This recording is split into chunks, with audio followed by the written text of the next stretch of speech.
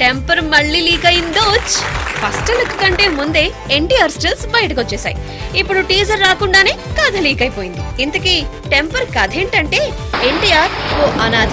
చిన్నప్పుడు తిండి తిప్పలేక అల్లాడిపోతాడు. ఓ అవినీతి పోలీస్ ఆఫీసర్ ని చూసి నేను పోలీస్ అయితే అలాగే డబ్బులు సంపాదించొచ్చు కదా అని డిసైడ్ అవుతాడు. అప్పటి నుంచి ఒక్కటే లక్ష్యం పోలీస్ కావటం. చివరకు పోలీస్ అవుతాడు. దొరికిందంతా దోచుకుంటాడు. వైజాగ్ దాదా అయిన ప్రకాష్ రాజ్ తో బేరం పెట్టుకుంటాడు. దొంగ పోలీసుల్లా కార్లు బంగ్లాలు సంపాదిస్తాడు. చివరికి నేను చేస్తుంది తప్పు అని తెలుస్తుంది. ఆ తర్వాత మార్పు వస్తుంది. ఎవరి అరాచకాలకు అండగా నిలిచాడో వాళ్ళనే తుక్కు రేగొట్టడం స్టార్ట్ చేస్తాడు. తన టెంపర్ చూపిస్తాడు. అది టెంపర్ కథ. ఇదంతా వింటుంటే లక్ష్మీ నరసింహ గుర్తొస్తుంది కదూ. మన పూరికి మాత్రం ఈ బల్బు వెలగలేదేమో.